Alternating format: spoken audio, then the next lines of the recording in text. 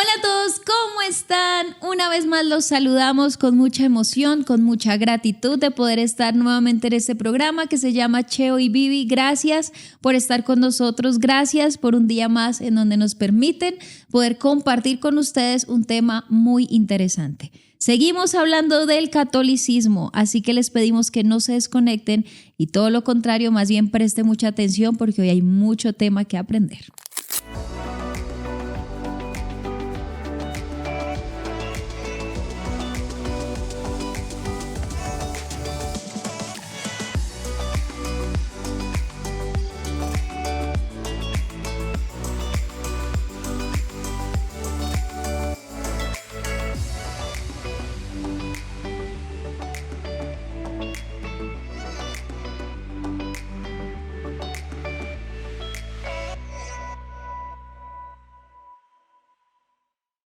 Buenas noches a todos, Dios los bendiga. Estamos muy contentos de darle la bienvenida una vez más a este contenido que se llama Cheo y Vivi, que está en podcast, que está en formato también de video para que ustedes puedan ver pues cómo lo hacemos con mucha humildad, con muchísimo amor y sobre todo esperando que ustedes también participen de este espacio. Hola amor, ¿cómo estás? Muy contenta, muy contenta. Hoy es de esos programas que también nos sigue retando a aprender mucho. Entonces estoy muy emocionada por eso. Hemos recibido muy buenos comentarios respecto al programa pasado que empezamos hasta ahora dando la introducción de lo que es el catolicismo. Y yo lo único que le puedo decir a todos es que se preparen, que sepan que vamos a seguir aprendiendo mucho, que este no va a ser el último programa sobre el catolicismo, que de hecho vamos a tomarnos varios programas porque nos interesa más que usted sepa, simplemente por saber. Nos interesa que usted sepa evangelizar a un católico, pero también tener cuidado con muchas corrientes que incluso se están metiendo en el cristianismo y que vienen de ahí. Hay que tener mucho cuidado porque a veces creemos que estamos en una buena iglesia cristiana y resultamos estando en una iglesia en donde no hay sana doctrina. Entonces hay que tener mucho cuidado, por eso vamos a seguir hablando de este tema y muy contenta, con ganas de comenzar. Bueno, yo antes de empezar, que la idea es comenzar orando, tenemos mucho que hablar. Sí. No quiero hacer como una introducción como tan grande, pero hago una observación que la haré en el comienzo, en la mitad y al final para que todo el mundo entienda el objetivo del programa. Primero, queremos manifestar que estamos haciendo esto con muchísimo respeto. Nuestra intención no es ofender a nadie. La idea es que usted pueda pesar los argumentos con su fe, con su estado real. Honestamente, lo que deseamos es ayudarlos, porque fíjate que sentimos que este es un programa que no solamente tiene una intención informativa, sino también, o lo que queremos enfocarlo, es para que las personas puedan encontrar una ayuda, una forma en que ellos puedan ver su realidad espiritual y darse cuenta cuáles son las causas de por qué están como están. Claro. Esto finalmente no es un tema donde Dios seleccione a quienes son católicos, a quienes son ortodoxos, a quienes son mormones. No, Dios simplemente va a llamar a sus hijos. Y eso es lo que nosotros queremos que usted pueda entender. Entonces, hermano católico, yo de entrada le digo, nosotros no tenemos ninguna intención de confrontar, de chocar, no tenemos una intención de ofender, lo que queremos es ayudarlo a que usted pueda salir del engaño, usted pueda salir de muchas creencias que tienen fundamentos muy humanos y usted pueda ver los argumentos que contrastan, no nuestros argumentos, porque nosotros, lejos de venir a mostrar nuestra posición personal, queremos mostrar la verdad de la palabra y del evangelio. Así que eso es una observación que yo quería hacer. Exacto, y por eso siempre todo programa nosotros lo comenzamos orando, porque siempre invocamos la presencia del Espíritu Santo para que no seamos nosotros, no son nuestras palabras, no son inventos nuestros, es lo que dice la Biblia, que todos, si usted también lo sabe, es inspiración divina de Dios a través del Espíritu. Entonces yo le invito a que usted nos ayude, a que podamos orar, a que podamos entregar este programa en las manos del Señor y que todos podamos realmente aprender. De eso se trata, de que no nos quedemos ahí cegados y creyendo en algo como, no, como los caballitos que no miran para ningún lado, sino, venga, ¿será que esto que yo creo es o no es? ¿Será que esto que me han enseñado durante años es o no es? Así que ayúdenos a orar allí donde usted está. Si usted conoce personas católicas, ore por ellos. No los ataque, no los acuse, no los juzgue, solamente Dios juzga. Pero sí ore por ellos para que la palabra llegue a sus corazones. Padre, hoy te damos gracias, Señor Jesucristo, por este tiempo. Gracias, Señor, porque nos permites hoy hacer este programa, porque has sido tú, Señor, el que ha dispuesto el tiempo, las formas, nuestra salud, nuestra vida, Señor, para poder ser útiles en tu reino, para poder ser útiles para ti, Señor, y para difundir un mensaje verdadero, lleno de la luz de Jesucristo, el único camino, la única verdad y la única vida, porque nadie llegará al Padre si no es a través de Jesucristo. Amén. Hoy en el nombre de Cristo Jesús oramos por todos aquellos que van a ver este programa y oramos para que esto se replique, no por vistas, sino para que muchos puedan llegar a creer en la única verdad que es Jesucristo. Amén. Hoy damos gracias, doy gracias por la vida de mi esposo, gracias porque tú lo has llenado de sabiduría, porque tú, Señor, le hablas, porque tú, Señor, lo usas a través de ti, Señor. No es él, eres tú. Gracias por mi vida, la pongo en disposición delante tuya, Señor. Gracias por todo nuestro equipo que también hacen parte de ellos, Señor. También son evangelistas porque nos ayudan a difundir este mensaje. Amén. Hoy colocamos todo en tus manos y te damos gracias en el nombre de Jesús. Amén y amén. Amén. Bueno, y para empezar, yo creo que es bueno antes recordar nuestras redes sociales, así que tú que eres, mejor dicho, para que también puedan ver el video pasado, vamos a dejar justamente el link para que puedan ver, para los que se están conectando, porque la idea no es repetir, obviamente vamos a hacer una muy pequeña... No, como un empalme, en lo que quedamos. Exacto, como un elemento de recordación muy corto. Y la idea es que si usted lo quiere ver y pueda ver justamente porque comenzamos con todo el tema de la historia, ya vamos a explicarles un poco. No, de hecho, ahí después que termine este programa, usted va a ver ahí en YouTube que le salen sugeridos. En esos sugeridos vamos a colocar el programa pasado y tal vez el antepasado para que usted tenga esa continuidad. Venga, porque están hablando de esto, de qué se trata esta temporada y cómo empezamos hablando acerca del catolicismo y por qué empezamos con el catolicismo. Entonces, recordamos rápidamente, estamos en Instagram, Facebook, YouTube como Cheo y Vivi. Este programa lo puede ver a través de la Iglesia Cristiana Filadelfia JB en YouTube. Y recuerde que esto también está en Spotify, en Spotify, ahí busca Cheo y Vivi, ahí están los podcasts y usted puede escuchar todos estos programas y de pronto no los puede ver porque está manejando, está en el trabajo, yo qué sé, puede escucharlos. Así que si hay oportunidad para aprender, claro que sí la hay. Exacto. Bueno, y también comentar, así en modo de introducción, pues que viendo todos estos temas nos damos cuenta de dos realidades. Uh-huh. La primera es que cuando se hablan de muchos temas de dogma, sobre todo en la religión católica, cuando las personas son honestas, ellas se sorprenden cuando aceptan que no tienen ni idea de dónde vienen sus creencias. Total. Lógicamente que nosotros vemos que la primera resistencia que hay en el corazón de una persona que es católico practicante, porque acá también hay que hacer muchas divisiones. Lógicamente Colombia es un país de tradición católica, al igual que muchos países de Sudamérica y de Latinoamérica. Europa también. De Europa, pero... algo que me llama mucho la atención es que la primera resistencia que se forma en el corazón de ellos es justamente el tema de las tradiciones. Uh-huh. Es un tema que les evoca algo familiar, algo personal, porque lógicamente ellos se dan cuenta que es la religión de sus antepasados, de sus padres, de sus abuelos, y ellos, lógicamente que esa resistencia es una forma de defender ese legado familiar. Claro. Entonces, es bueno, de alguna manera, que ellos, asimismo, como ven esta resistencia tan real en su corazón, se pregunte entonces si realmente esta creencia comenzó con su abuelo, con su bisabuelo, o de dónde comenzó, por qué creen lo que creen a través de los tiempos. Yo pienso que es como un tema de no desligarse de su raíz. Pero muchos católicos, y eso lo digo con mucho respeto, creen en el catolicismo no porque ellos estén convencidos del catolicismo, sino simplemente lo que tú dices, seguir una continuidad.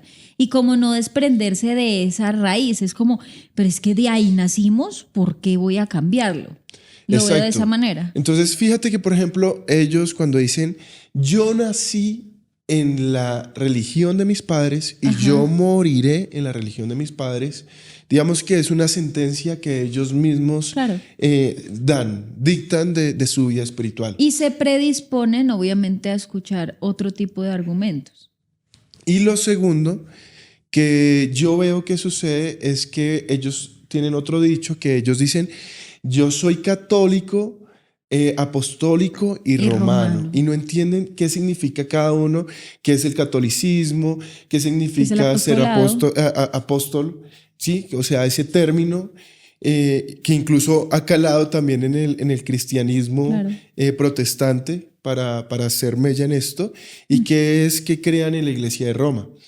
Por eso es bueno ir a los fundamentos, a la base histórica, para que lógicamente todas las personas que nos están escuchando puedan darse cuenta que estamos contando la historia que está presente en las enciclopedias británicas que hacen parte de esa biblioteca tan extensa que tiene la misma Iglesia Católica allá en Roma.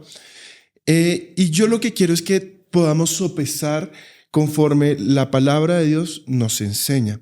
Otra cosa que vi, y lo digo muy rápidamente, veo un movimiento en la Iglesia Católica que está en auge en Latinoamérica, con muchas personas que promueven un debate poco sano.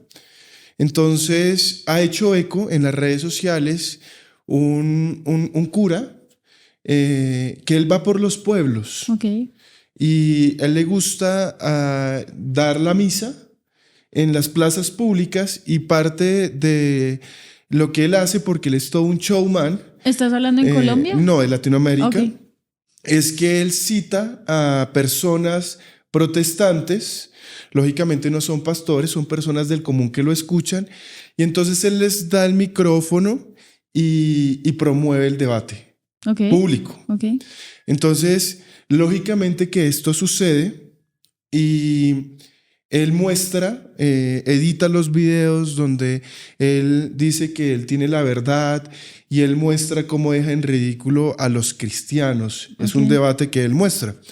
Lo que él no dice es que, pues primero, él lleva a estas personas en un entorno muy hostil, porque son personas todas católicas, están en medio pues, de un evento religioso católico. El 99% de las personas que van son personas católicas, y lógicamente que cuando la persona que está debatiendo, protestante, da algunos argumentos, la gente lo rechaza, la gente se burla, lo interrumpe. Y lógicamente que cuando él de pronto da sus argumentos, la gente lo aplaude, la gente, mejor dicho, está ya en euforia, en emoción, y esto está en auge y se está compartiendo por muchas redes sociales. Tienen un canal exclusivo de ellos. Exclusivo, no solamente en YouTube, sino en distintas redes sociales. Hay cadenas por WhatsApp, por Telegram, que creo que se llama la otra aplicación Telegram, que le hace mella a WhatsApp, donde hay un canal exclusivo y comparten el material de... Yo no voy a decir el nombre, no me interesa que lo conozcan. Lógicamente me interesa que algún día, si estos videos pueden llegar, con mucho respeto, ojalá se pueda dar un debate donde no tenemos problema que venga la persona, no lo haremos como él lo hace en un escenario donde solamente están las personas de nuestra iglesia, sino que sería interesante podernos escuchar y lógicamente poder mostrar a la luz de la palabra un sano debate para que las personas salgan del engaño. Total. Sobre todo en una religión que ha dejado hace mucho tiempo de lado la Biblia y se ha fijado en algo que ellos llaman sacramentos, que no son más que ordenanzas papales, de las cuales ahorita vamos a hablar, vamos a entrar en materia, que lógicamente no tienen un sustento o una base bíblica. Son el contexto, la realidad de un momento que el imperio o que la Iglesia Católica, ya cuando estaba fundamentada, comenzó a desarrollar. Es que hay que tener presente que cuando la Iglesia Católica se funda, como lo hablábamos hace un programa pasado, también tenemos que entender el contexto social, económico y político que se está viviendo de la época. Claramente todos estos sacramentos se dan debido a ello. La iglesia necesitaba mantener su fuerza, mantener su posición, y para eso tuvo que recurrir a varios sacramentos que lo único que hacía era fijarla mucho más, mantenerla mucho más. Que los creyentes, si se puede llamar así, fueran casi toda la población. Por eso es que ustedes, pues, cuando vamos a hablar de historia, vamos a hablar de todo este movimiento, cuando, por ejemplo, solamente tocó uno, cuando hubo las cruzadas o cuando hubo, por ejemplo, la Inquisición, que eran ordenanzas impuestas de tal forma que incluso si una persona no creía, la ejecutaban, ¿sí? Era una imposición. Por eso todos estos sacramentos se crean por esto. Hay que tener siempre presente el contexto social. Por eso hubo una reforma, que después la vamos a hablar, qué estaba pasando en ese momento para que esto sucediera. Ahora, ojalá que estos programas animen a muchos hermanos cristianos a estudiar y prepararse en la palabra, porque es acá donde uno encuentra muchos tesoros, por ejemplo, en materias de seminarios bíblicos como historia de la iglesia. Total. O sea, que a veces las personas las ven como ladrillo porque no les gusta mucho el ladrillo, y créanme que para nosotros es un reto de pronto mostrar de una forma mucho más dinámica en el programa pasado muchos eventos que son históricos, pero que son necesarios para comprender el origen de la iglesia. Claro, claro. Y sobre todo para comprender que esos fenómenos que estaban presentes desde el origen de la iglesia católica siguen estando presentes. Lo vimos justamente con el Papa actual. Vimos cómo muchas de estas falsas enseñanzas que nacen de hombres pecadores que son considerados divinidades, lógicamente vienen de pensamientos y corazones completamente corruptos y corrompidos. Lo que pasa es que yo quiero hacer un paréntesis, y es que qué importante es volver a esto, a la Biblia. Porque la Biblia es una inspiración divina del Espíritu de Dios. Y si usted lee bien la Biblia y la estudia, se dará cuenta que todos aquellos que escribieron la Biblia, que estoy hablando de hombres, todos fueron guiados por el Espíritu y nunca escribieron de ellos mismos. Siempre escribieron de alguien que se llama Jesucristo. Esto es muy importante porque a veces creemos, no, es que Pablo escribió de Pablo, Santiago escribió de Santiago. No, ellos escribieron a través de lo que ellos estaban haciendo o sus recorridos apostólicos y demás, pero siempre escribieron de Jesucristo. ¿Qué pasa? Que por eso nosotros nos basamos en la Biblia, porque esto es una inspiración divina. Pero si yo me baso en lo que un ser humano impone, ya estamos viendo algo totalmente diferente, y es que es algo de la carne, algo completamente carnal y humano, y nosotros solamente nos basamos en lo que habla el Espíritu de Dios. Por eso hoy justamente queremos empezar a introducirnos en ese mundo de las imposiciones, de los sacramentos, de las diferencias que tenemos doctrinales, bíblicas. Yo no le estoy hablando acá de, es que la iglesia Filadelfia, no, le estoy hablando de la Biblia. Lo que dice la Biblia contrarresta lo que dijeron aquellos papas en su época, y se ha mantenido por siglos y siglos y siglos estas tradiciones que mucha gente las sigue sin conocer el contexto en el cual se dieron. Amén. Yo solamente quiero, ya para entrar en materia, que por favor ustedes nos acompañen en el libro de los Hechos, capítulo 11. Desde el versículo 19, léalo usted en su casa, pero para que nosotros podamos entender, vamos a hacerlo desde el 23. Okay. O desde el 22. Llegó la noticia de estas cosas a oídos de la iglesia que estaba en Jerusalén, y enviaron a Bernabé que fuese hasta Antioquía. Cuando llegó y vio la gracia de Dios, se regocijó y exhortó a todos a que con propósito de corazón permaneciesen fieles al Señor. Porque era varón bueno y lleno del Espíritu Santo y de fe. Y una gran multitud fue agregada al Señor. Después fue Bernabé a Tarso para buscar a Saulo, y hallándole le trajo a esta iglesia en Antioquía. Y se congregaron allí todo un año con la iglesia y enseñaron a mucha gente.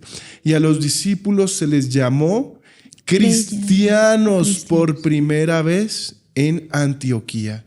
Y me detengo porque quiero hacer mella en la iglesia primitiva. Total. la primera pregunta que queremos resolver, ¿es la iglesia católica la misma iglesia primitiva? La respuesta es contundente y es no. No. Lo que usted está leyendo, hermano, que también está en la Biblia católica, búsquelo en su casa, es un cuadro de la iglesia primitiva. Algo que me gusta de este versículo, ¿a la iglesia se le llamaba católica? No. ¿Se le llamaba protestante? Todavía no. ¿Se le llamaba mormones? No. ¿Testigos de Jehová? No. Se les llamaba cristianos. Porque vienen del fundamento que es Cristo. Se llamaban cristianos. Dista mucho esta iglesia de la que vemos 300 años después, que fue lo que nosotros quisimos explicar en el programa pasado, el contexto histórico, que es tan importante. ¿Qué vemos acá? Lógicamente que la iglesia nace con cristianos. Es importante definir qué es cristianismo, porque acá la palabra nos habla de que a la iglesia se le llamaron cristianos. Esta fue la iglesia primitiva. También desde el concepto etimológico vamos a hablar qué significa el catolicismo. ¿Qué es católico? Vamos también a definir qué es religión. Y lógicamente cuando entremos a otras que no es en materia de este programa, ¿qué es sectas? Porque la gente habla y utiliza las palabras sin siquiera saber qué significa cada uno.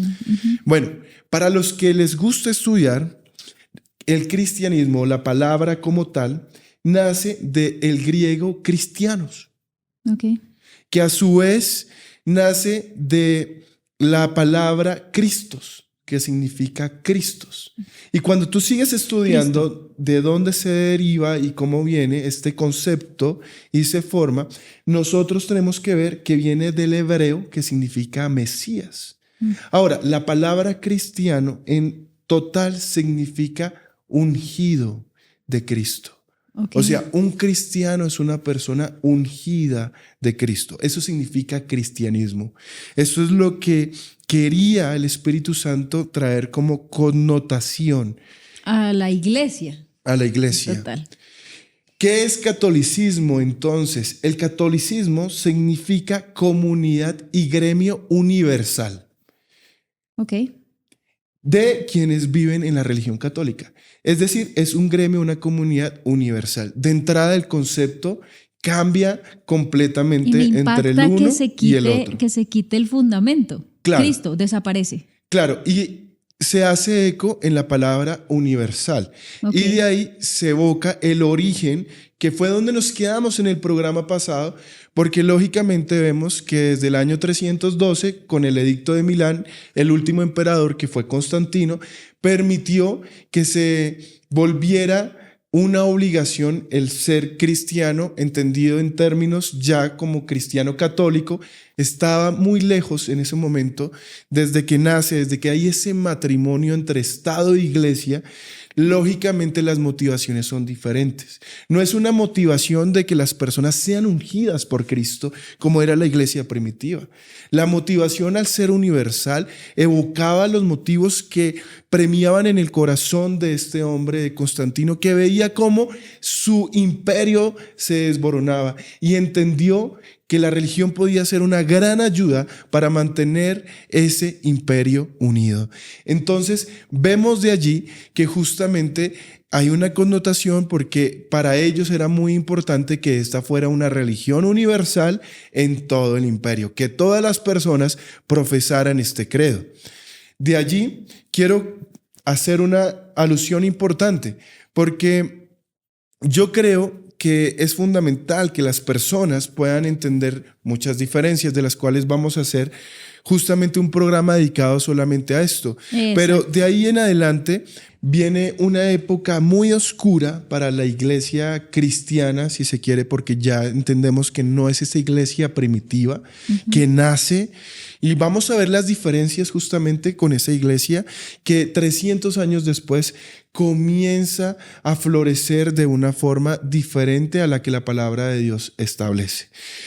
Eso es lo que muchos han llamado la época del oscurantismo, donde muchas prácticas comenzaron a dar lugar. Y recuerde mucho cómo fue que el emperador quiso llevar las creencias al imperio. Nosotros tenemos que recordar que cuenta la historia, cuenta justamente que el emperador vio un símbolo que era la cruz, Sí. y que unas palabras que decían: con este signo vencerás. A partir de ahí, él comenzó a marcar los escudos de los soldados con la cruz. Y a partir de allí, lógicamente, se utilizaron todos los símbolos que ellos podían sacar o concluir de lo que eran las creencias del cristianismo. ¿Qué sucede? Nosotros tenemos que entender qué estaba pasando, y lo podemos ver a través de la palabra de Dios, cómo era la sociedad en esos tiempos. Los 300 años antes vemos una iglesia que fue perseguida. Muchos cristianos fueron perseguidos. Esta iglesia que estábamos leyendo en Hechos 11 fue una iglesia que tenía que esconderse.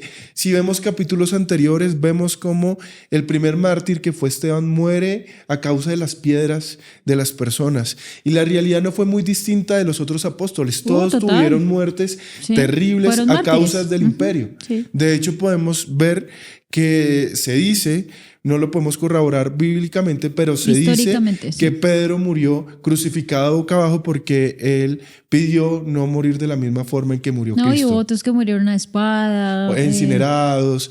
Otros murieron en el circo romano, que no era más que ponerlos para que los leones se los comieran mientras la gente lo veía. O sea, estamos hablando de una sociedad bastante violenta y muy oscura.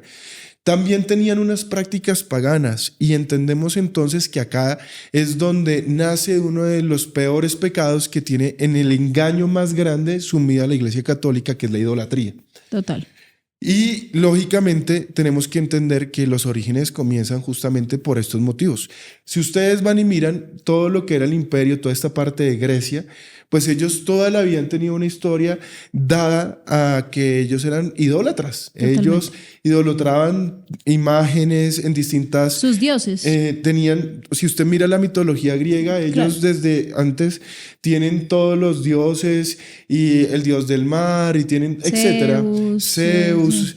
Bueno, tienen todas las formas de... Y vemos inclusive que cuando Pablo hace sus viajes, vemos cómo él, cuando entraba a predicar, mucha de la resistencia era porque las personas querían defender estos templos. Claro. Entonces, es fundamental que nosotros entendamos que cuando la religión está avanzando, la idolatría siempre estuvo presente en el imperio. Una forma de que el catolicismo fuera universal fue justamente imponerlo, pero imponerlo significaba no luchar contra un todo de las costumbres del pueblo. No erradicarlo, sino adaptarlo. Exacto.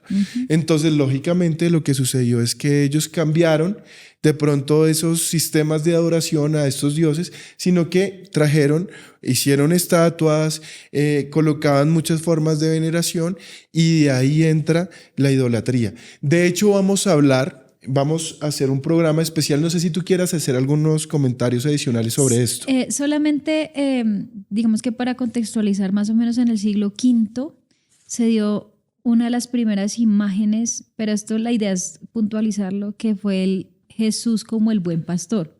Y cuando tú hablabas de que se adaptó la idolatría, se hizo justamente para eso. Recuerde que todo esto lo estamos hablando en un sustento social y político que se está viviendo en la época. Para ellos decir, venga, no vamos a entrar en discusiones, no vamos a entrar acá a decir que esto está mal, pues entonces arreglémoslo. Entonces usted ya no adora a Zeus, sino adore a Jesús, la imagen. Usted ya no adore a Atenea o como se llame, adore a María. Y empezaron a sustituir las imágenes que estaban en los griegos, en el imperio, a las imágenes católicas que se inventaron para nuevamente, fíjese bien, tener adeptos. Siempre como cubrirlos, como ustedes son del catolicismo, Entonces, ¿qué vamos a hacer? Vamos a tocar un programa especial la próxima vez que estemos solamente de la idolatría. ¿Por qué? Porque este tema es muy extenso, es muy profundo y la idea es que nosotros le podamos dar muchos argumentos para que usted entienda por qué Dios no acepta la idolatría. En la Biblia católica está Deuteronomio 4, están versículos que dice no. Éxodo 20, muchos versículos que le vamos a traer en donde Dios no acepta la idolatría y le queremos traer el contexto histórico. En este programa lo que vamos a hablar es acerca de algunos sacramentos. Obviamente esto nos va a tomar más tiempo, pero queremos que usted entienda que este tema requiere mucha atención, mucho estudio, mucho tiempo. Así es. Solamente quiero citar, porque esto es con Biblia, no quiero que usted piense que es algo que le estamos contando. Quiero por favor que vayan a Hechos, capítulo 17, versículo 16. Tiene un título que se llama Pablo en Atenas. Quiero contextualizar justamente cómo era esta sociedad idólatra. Mientras Pablo los esperaba en Atenas, su espíritu se enardecía viendo la ciudad entregada a la idolatría. Así que discutía en la sinagoga con los judíos y piadosos, y en la plaza cada día con los que concurrían. Y algunos filósofos de los epicureos y de los estoicos disputaban con él. Y unos decían, ¿qué querrá decir este palabrero? Y otros, parece que es predicador de nuevos dioses, porque les predicaba el evangelio de Jesús y de resurrección. Y tomándole le trajeron al Areópago, diciendo, ¿podremos saber qué es esta nueva enseñanza de que hablas? Pues traes a nuestros oídos cosas extrañas. Queremos pues saber qué quieres decir esto, porque todos los atenienses y los extranjeros residentes allí en ninguna otra cosa se interesaban, sino en decir o en oír algo nuevo. Entonces Pablo, puesto en pie en medio del Areópago, dijo, varones atenienses, en todo observo que sois muy religiosos, porque pasando y mirando vuestros santuarios, hallé también un altar en el cual estaba esta inscripción, al Dios no conocido, al que vosotros adoráis, pues sin conocerle es a quien yo os anuncio. Escuchen esto, y esto quiero que lo marquen, subrayen este versículo, es muy importante. El Dios que hizo el mundo y todas las cosas que en él hay, siendo Señor del cielo y de la tierra, no habita en templos hechos por manos humanas. Escuche, hermano católico, esto está en su propia Biblia. Estudie, yo no lo estoy convenciendo, es la palabra de Dios. Vuelvo y lo digo, el Dios que hizo el mundo y todas las cosas que en él hay, siendo Señor del cielo y de la tierra, no habita en templos hechos por manos humanas, ni es honrado por manos de hombres, como si necesitase de algo, pues Él es quien da a todos vida y aliento y todas las cosas, y de una sangre ha hecho todo el linaje de los hombres, para que habiten sobre la faz de la tierra, y les ha prefijado el orden de los tiempos y los límites de su habitación. Acá vemos cómo Pablo, escúcheme hermano, está exhortando a estos pueblos paganos que años después fueron, por medio de un catecismo católico mal orientado, fueron adaptados a un sistema religioso falaz, con hierros. Escúcheme, hay error en lo que usted hace. Yo le decía que una de las resistencias que se forma en el corazón del creyente católico es decir, voy a defender esta herencia que me dejó mi familia. Este linaje es un tema que ellos evocan como la religión de sus padres, de sus ancestros. Pregúntese ahora por qué ese abuelo, ese bisabuelo creyó lo que creyó. Tal vez fue porque le impusieron, tal vez porque nunca quiso preguntarse por qué estaba creyendo lo que le estaban imponiendo a creer. Acá vemos cómo estas enseñanzas tienen años y lo que hicieron para que la religión se volviera universal desde el Edicto de Milán fue adaptar una religión que justamente estableció eso, una religión más no una relación. Y hay una diferencia sustancial y quiero hablarte a ti porque esto tiene un trasfondo en tu vida espiritual. Hermano, yo sé que tal vez estás pasando por momentos de crisis. Tal vez en tu corazón sientes un vacío que lo has buscado llenar por medio de la filosofía humana, por medio de la religión que te han ofrecido tus padres, pero sigues sintiendo ese vacío.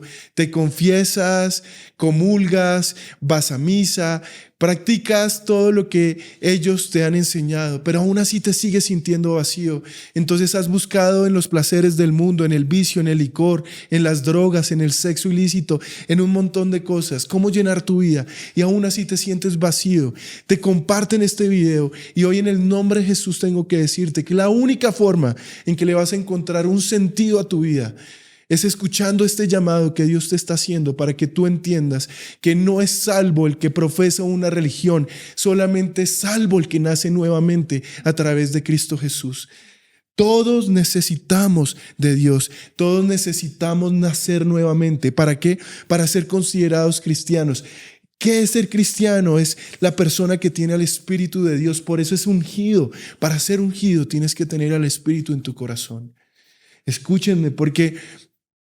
Y quiero también tomarme unos minutos para hablarle también a los cristianos, que a veces nos volvemos, muy orgullosos porque creemos ser dueños de la verdad, pero debemos conocer esto porque hoy siento que gran parte de la Iglesia Cristiana Universal Protestante está pasando por momentos muy similares a los que está viviendo la Iglesia Católica.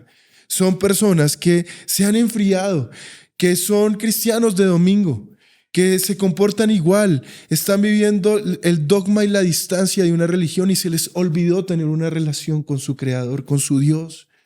Son personas vacías, son personas que solamente creen que por decir y tener el título de que van a una iglesia cristiana ya son salvos, pero viven vidas dobles.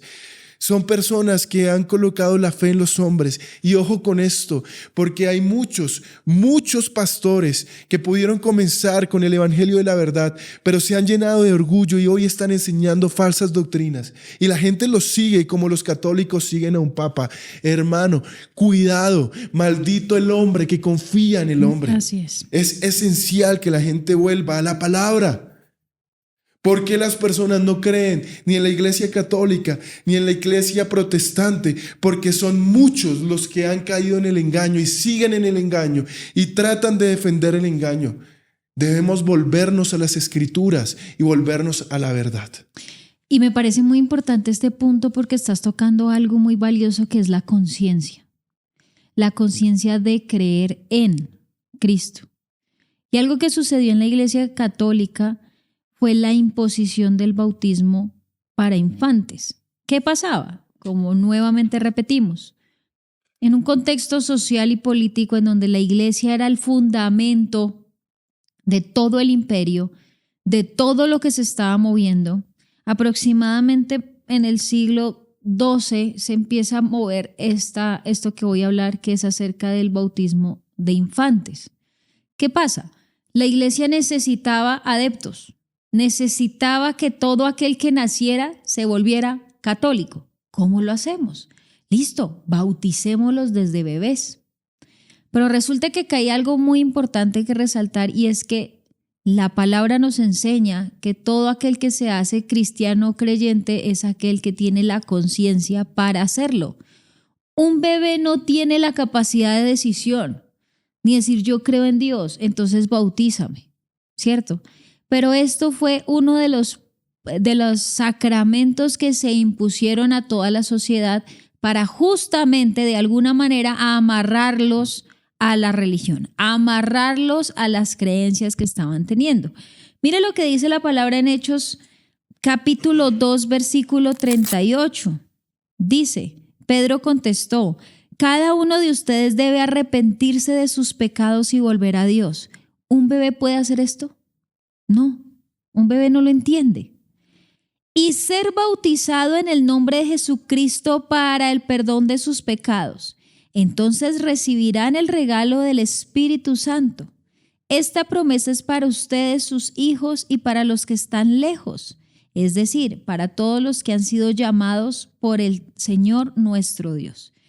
El bautismo, cuando lo entendemos, es justamente morir a ese viejo hombre para que el Espíritu habite ese cuerpo y pueda ser nuevo, nueva criatura en Jesucristo.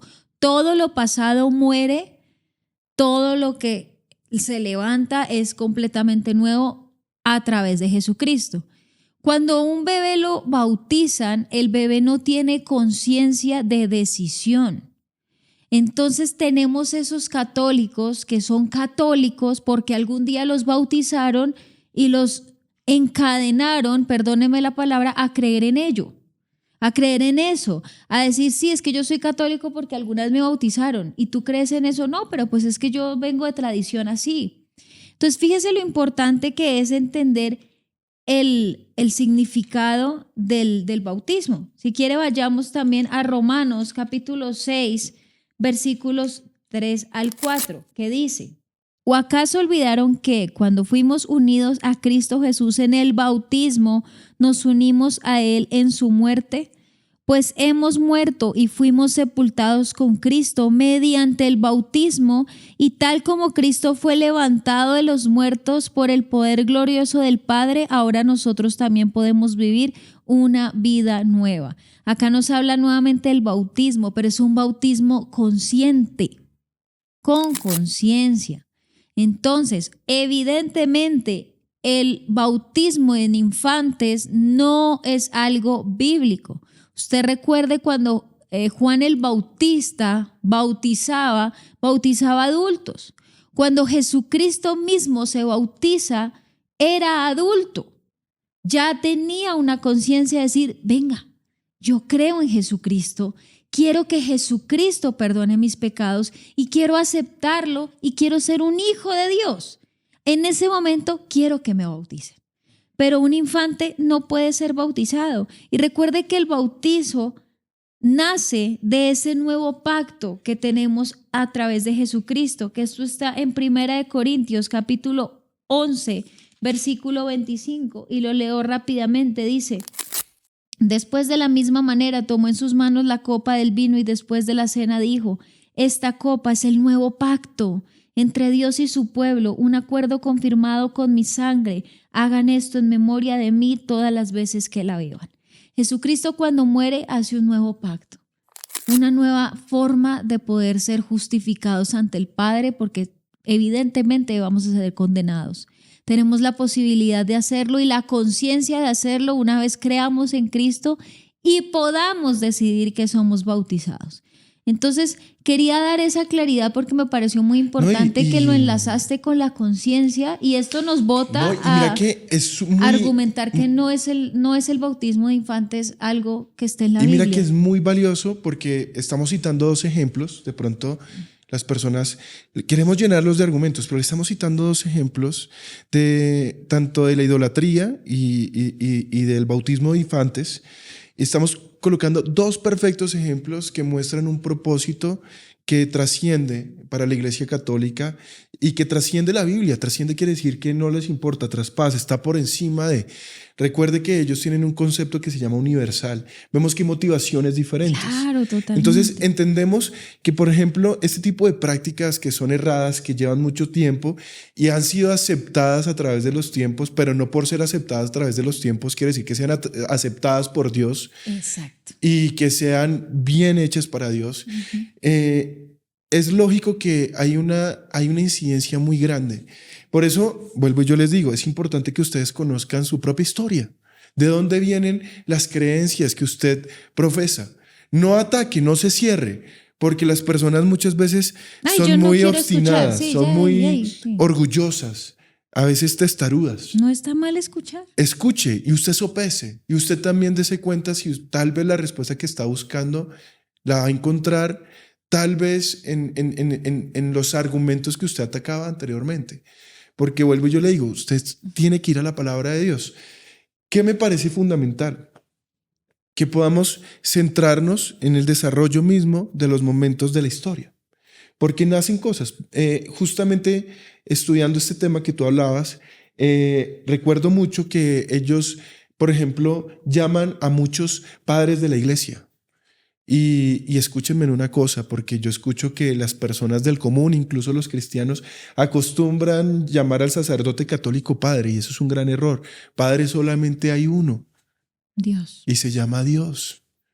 Tenga cuidado, no lo ataques, no le estoy diciendo que se refiera a él de forma despectiva, pero puede utilizar, no, el cura del barrio, el sacerdote, pero padre no es, padre solo hay uno. Y entre los padres que, por ejemplo, ellos defienden y traen, por ejemplo, esta práctica del bautismo de infantes, hay uno que se llama Ireneo de León, que está más o menos en el año 130 al 200, donde él simplemente enseñaba y él no pudo responder a cuestiones que se le hicieron en su momento. Como, por ejemplo, él decía que el bautismo era necesario para el perdón de los pecados, pero entonces le decían, un niño que tiene días de nacido, ¿qué pecados pudo haber cometido y qué conciencia de pecado pudo tener? Pero él aceptaba el bautismo en ambos casos, tanto en adultos como infantes. Decía, claro. Pero no hay problema. Los citan muchísimo, claro, porque dicen que de él nace esta tradición. Exactamente. Y lógicamente la gente no entiende el contexto histórico que estaba pasando. Lo mismo comienza a suceder y vamos a ir cerrando para poder el próximo programa hablar sobre el papado romano. ¿Qué es el papado? ¿De dónde viene? ¿Qué es la infabilidad papal que se crea? ¿Existe tal cosa? ¿Podemos aceptarla o los católicos la aceptan? Porque lógicamente que nosotros vemos que hay un montón de preguntas que ellos no son capaces de responder. Te pongo un ejemplo. Ellos, como lo vimos anteriormente, ellos dicen que el primer papa se llama Pedro. ¿Por qué?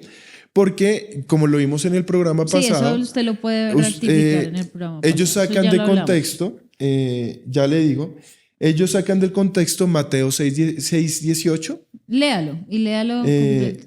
Y 16:18, perdóname, 16:18. Sí. Y ellos sacan de contexto este capítulo, este versículo, donde Cristo dice que Pedro, como esto te ha sido revelado, sobre ti cimentaré mi iglesia. Bueno, pensemos y quiero solamente darle unos argumentos para que usted lo piense. Uh-huh. Si realmente Pedro fue el primer papa, ¿cuál fue y cuánto duró para que se diera el segundo papa? La historia cuenta que en los siglos que tenemos han habido más de 60 papas. Lo curioso es que muchos de estos papas se han contradecido en sus sacramentos, que son las ordenanzas o decretos que ellos han firmado. Lo interesante es que si ellos afirman que Pedro, como es su tradición, fue el primer papa, nos encontramos entonces que para que se diera esa figura de papa después de Pedro, tuvo que pasar más de 500 años. O sea, que la iglesia, después de la muerte de Pedro, no tuvo un papa. Si eso fuese verdad, claro, no había una continuidad. Ahora bien, podemos entrar en materia para preguntarnos si Pedro fue el primer papa. Entonces, yo no sé si usted me puede acompañar en la palabra, pero así como lo hicimos en el programa pasado, que quisimos mostrar realmente la Iglesia Católica o el cristianismo comenzó después de la asunción de Cristo. Yo sé que muchos cristianos protestantes dirán, claro, porque lógicamente que el cristianismo tuvo que nacer con el ministerio de Cristo, claro, y sus enseñanzas, el evangelio de Cristo. Pero nosotros quisimos mostrar que Cristo, el Hijo, estuvo también presente desde el momento de la creación y que nosotros no podemos definir a Cristo solamente como el Cristo hombre, sino como el Cristo que ha sido eterno, porque Él estuvo presente desde el momento mismo de la creación. Lo quisimos mostrar. Y para mostrar esto sobre realmente cuál es la piedra, quiero que por favor me acompañen en el libro de Deuteronomio, capítulo 32, versículo 4. ¿Qué es lo que se nos presenta en el Antiguo Testamento? Él es la roca cuya obra es perfecta, porque todos sus caminos son rectitud, Dios de verdad y sin ninguna iniquidad en él. Es justo y recto, la corrupción no es suya. De sus hijos es la mancha, generación torcida y perversa. Quiero que solamente ustedes piensen, ¿esto que está acá escrito se cumple en Pedro? ¿Pedro fue perfecto? No. El único justo es Jesucristo. El único justo es Jesucristo. Y quiero que usted vaya y lo sopese en el Nuevo Testamento. Y creo que terminamos con esto porque el tiempo ya pasó. Por favor, vayan al libro de Efesios, no sé si tú lo puedas tener ahí, en el capítulo 2, versículo 20. Dice, juntos construimos su casa, la cual está edificada sobre el fundamento de los apóstoles y los profetas, y la piedra principal es Cristo Jesús mismo. Amén. Entonces la pregunta que yo les hago, ¿será entonces Pedro la piedra sobre la cual está cimentada la iglesia? No, no lo fue. No lo fue en el momento en que Cristo lo llamó, porque recordemos que este hombre fue un hombre que se equivocó antes de que fuera lleno del Espíritu Santo y después incluso que él fuera revestido por el Espíritu. Lo vamos a ver el próximo capítulo, porque sabemos que incluso Pedro fue el único apóstol, y esto lo decimos con respeto sobre el ministerio de Pedro, pero Pedro fue el único apóstol al que después de haber sido lleno del Espíritu Santo fue llamado hipócrita por Pablo. Entonces nosotros tenemos que entender lógicamente que hay unas diferencias doctrinales que muestran que los fundamentos sobre lo que está cimentado, sus creencias, querido hermano católico, pues son falsas. Entonces, para que usted esté súper conectado, el próximo programa nos vamos a meter sobre todo el tema papal, la línea papal, existe, no existe, ya estamos dejando nuestro punto en claro, pero vamos a mostrar muchos hitos en la historia que lo van a poner a usted a pensar sobre si esto es bíblico, sobre si todo lo que está pasando en estos momentos es una continuación más de los errores que han pasado históricamente en ese papado corrupto romano, y vamos a ver justamente todas las discrepancias que estos hombres han enseñado en el tiempo. Exacto, como la idolatría, el celibato, una cantidad de cosas que vamos a tocar. Así que si quiere, acompáñenos en esta oración, entregándole este programa al Señor, pidiéndole que sea un mensaje que llegue a muchos. Padre, damos gracias, Señor Jesús, por este tiempo. Gracias porque nos has permitido hoy abrir nuestros ojos, entender, Señor, que tú eres el camino, como lo decíamos al inicio, la única verdad y la única vida, Señor Jesús. Hoy oramos para que este mensaje llegue al corazón de muchos, para que puedan sopesar, para que puedan pensar, para que puedan reflexionar realmente en lo que creen, y que esto sea para salvación, sea para redención, sea para perdón de pecados y un nuevo comienzo, un nuevo nacimiento en Cristo Jesús. Te damos gracias, Señor, en el nombre de Jesús. Amén. Amén. Y bueno, les agradecemos inmensamente habernos acompañado. Los esperamos el próximo programa. No se lo pierdan.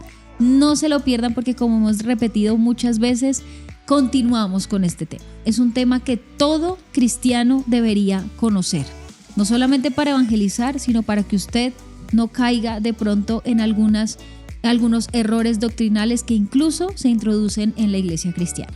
Así que, si Dios permite, nos vemos en un próximo programa aquí en Choy Vivi. Gracias por acompañarnos. Que Dios los bendiga.